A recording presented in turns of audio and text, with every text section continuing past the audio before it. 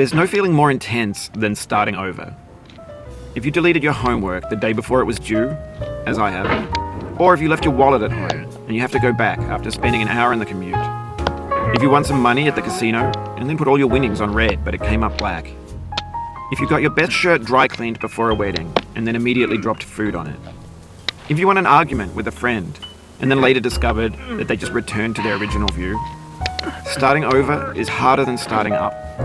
If you're not ready for that, like if you've already had a bad day, then what you're about to go through might be too much. Feel free to go away and come back. I'll be here. Alright, thanks for coming with me on this trip. I'll understand if you have to take a break at any point. Just find a safe place to stop and quit the game. And don't worry, I'll save your progress, always, even your mistakes. This game is a homage to a free game that came out in 2002, titled Sexy Hiking. The author of that game was Jazuo, a mysterious Czech designer who was known at the time as the father of B games. And B games are rough assemblages of found objects. Designers slap them together very quickly and freely, and they're often too rough and unfriendly to gain much of a following. They're built more for the joy of building them than as polished products.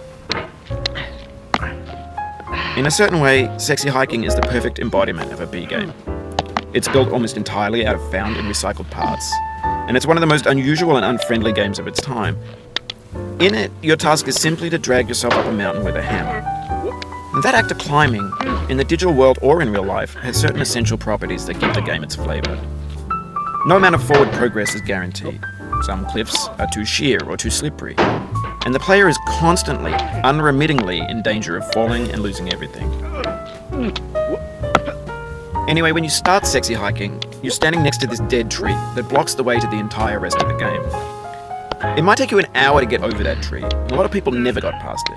You prod and you poke at it, exploring the limits of your reach and your strength, trying to find a way up and over. And there's a sense of truth in that lack of compromise. Most obstacles in video game worlds are fake.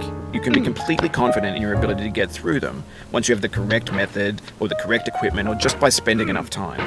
In that sense, every pixelated obstacle in Sexy Hiking is real. The obstacles in Sexy Hiking are unyielding, and that makes the game uniquely frustrating. But I'm not sure Jazuo intended to make a frustrating game. The frustration is just essential to the act of climbing, and it's authentic to the process of building a game about climbing. A funny thing happened to me as I was building this mountain. I'd have an idea for a new obstacle, and I'd build it, test it, and it would usually turn out to be unreasonably hard. But I couldn't bring myself to make it easier. It already felt like my inability to get past the new obstacle was my fault, as a player rather than as a builder. Imaginary mountains build themselves from our efforts to climb them, and it's our repeated attempts to reach the summit that turns those mountains into something real. When you're building a video game world, you're building with ideas, and that can be like working with quickset cement. You mold your ideas into a certain shape that can be played with, and in the process of playing with them, they begin to harden and set until they're immutable, like rock. And at that point, you can't change the world, not without breaking it into pieces and starting fresh with new ideas.